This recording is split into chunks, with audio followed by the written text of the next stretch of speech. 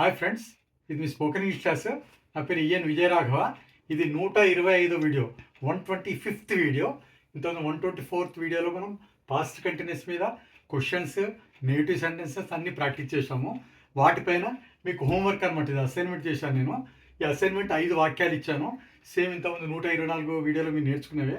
ఆ అసైన్మెంట్ అన్నీ మీరు ఇక్కడ ఆన్సర్స్ రాయండి. ఇక్కడ ఏ ఆన్సర్ అని ఇచ్చాను, దానికి 5 వాక్యాలకి 5 కింద ప్లేస్ ఇచ్చాను. ఆ ప్లేసెస్లో మీరు ఆన్సర్స్ రాసుకోండి.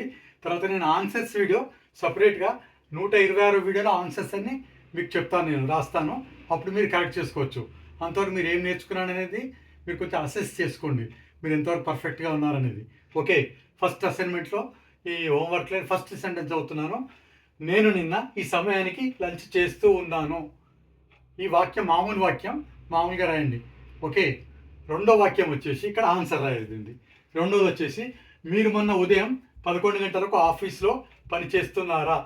ఈ ప్రశ్న వాక్యం, క్వశ్చన్ ఇక్కడ కింద రాయాలి ఆన్సర్. ఓకే, మరి మూడోది వచ్చేసి అతను నిన్న మార్నింగ్ షాపింగ్ చేయడం లేదు.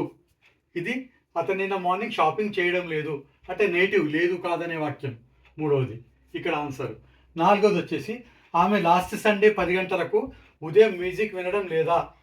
ఇది లేదు కాదనేది, తర్వాత ప్రశ్న వాక్యం, రెండింటికి సంబంధించింది నాలుగో వాక్యం. ఐదో వాక్యం చివరిది వచ్చేసి మనకు వారు నిన్న ఎప్పుడు క్రికెట్ ప్రాక్టీస్ చేస్తున్నారు అంటే ఏ సమయానికి ప్రాక్టీస్ చేస్తున్నారు? ఇది ప్రశ్న పదం, వాటా విచా విన్న వేరా వాటిని ఉపయోగించి రాయలేదు ఐదోది. ఓకే, ఇట్లా మీరు 5 వాక్యాలకు కరెక్ట్గా ఆన్సర్స్ మీరు బాగా ప్రాక్టీస్ చేయండి, చేసి మీరు రాయండి.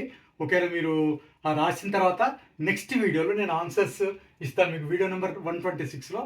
అప్పుడు మీరు కరెక్ట్ చేసుకోవచ్చు. ఓకే, అంతవరకు జస్ట్ ఇది 2-3 సార్లు ప్రాక్టీస్ చేయండి. I wish all the best. Have a nice day. Thank you, my dear friends and students. Thanks a lot.